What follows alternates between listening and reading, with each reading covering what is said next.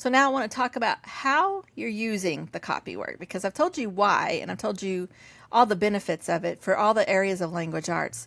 So how do you do it? Well, obviously it starts with some passage to copy. It can be anything you want. Choose a current Bible verse that your family is studying, or maybe that your child is memorizing, or maybe a whole passage of scripture, maybe a chapter from Psalms or from the New Testament. You can choose a hymn or a piece of poetry. You can choose an interesting section from any book that your child is reading or that you are reading. Choose a descriptive section from a classic piece of literature. There is no limit to the source material for copywork. For younger children, I only start with one sentence per day. You can add more depending on the age of the child or as they progress through their ability to write or with their ability to sit still for just a few minutes. You'll know what is just enough, and I would only do just enough, especially starting out with younger children. By the time they get into the upper elementary years and middle school, they're capable of whole paragraphs, and maybe if you are teaching them to write cursive, then this is when they'll transition into writing these things down in cursive. When your kids learn to type, absolutely let them alternate between typing and handwriting with any copywork source.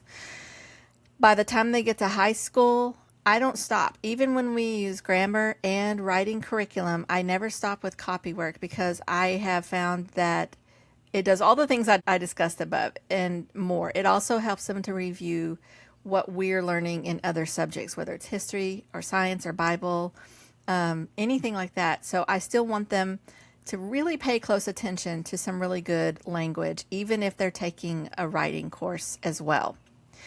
So here's an example of some copywork. Let's take the verse Psalm 89:1. It says, "I will sing of the steadfast love of the Lord forever. With my mouth I will make known your faithfulness to all generations." So what I would do is either write it on a whiteboard, write it on a piece of paper and show it to my child, or open the Bible, whatever's convenient, and point to this and say, this is what I want you to copy. And you can give a short bit of instruction before they begin and say things like, remember, we start every sentence with a capital letter. And you might even point out to them that the word Lord is a proper noun, a name, so it will begin with a capital letter. See how they wrote it in the Bible? Do you notice the punctuation? Do you notice that there's a semicolon? This is how you pause your thought. So notice that's a period above a comma. That's a semicolon. Do you know what steadfast means? Let the child guess. Or this is a great opportunity to pull out the dictionary and look it up. And then encourage neat printing or neat cursive, and you've got your copywork lesson.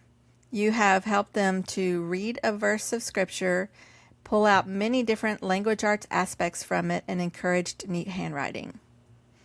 So there are many, many ways to do this. I have let my kids copy just about anything, but how do you choose? There are so many ways to choose your source material. One way is with your child's interests. So for us, that has been so many things with 5 kids over the last 26 years. And so just a couple of ideas are dinosaur facts are a great source of copywork, because then your dinosaur loving boy is writing all those long, very difficult to spell dinosaur names. How about Anne of Green Gables? Some fun parts in there, or, the way that Anne she has a way with words, and her imagination is so vivid that copying some of the thoughts and the things that she says would be fun. I've even had my kids copy from the Science Encyclopedia. So pretty much anything can be your source. If your kid is reading a good book, pull out a couple of sentences or paragraphs from it. Or this is what's fun. When they get the hang of copywork and why we're doing it, have them pick out something and say, if you read something great in this book today, I'd like you to write it down. Another obvious lesson is another obvious source is your homeschool lessons. So whether you're reading about American history or medieval history, maybe you're reading about ninjas or the American Revolution or pioneers or World War II, There's so much to pull from. It can be a paragraph from a book you're reading. It could be right out of the textbook. You could use a great speech from history. My kids all copied one of Winston Churchill's speeches when we were studying World War II. I've had them copy the 10 planks of the Communist Manifesto. It could be copying from Frog and Toad. I mean, the options are endless. But whatever you already have, use that. Great documents, great books, classic works, anything.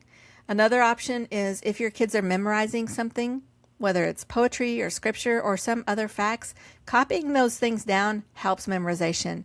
If you've ever memorized something, you already know that writing it down a few times just really helps that process. And so this is a great time to copy their memorization assignments. You can actually buy copy workbooks from many homeschool curriculum companies, and they have all kinds of topics. And I've done some of that before too. And I've also created my own. I actually have those on my website if you go to the shop at nickitruesdell.com, and I'll link that below too. But I've got different themed copy work pages on Laura Ingalls Wilder and from Tolkien and a few things like that. So just let your imagination run wild, and you don't even have to buy anything. Just start with what you have in your house. It is absolutely necessary to learn good grammar and proper spelling and punctuation and to write well. But I do believe in occasional instruction with constant practice, and that's what copy work does.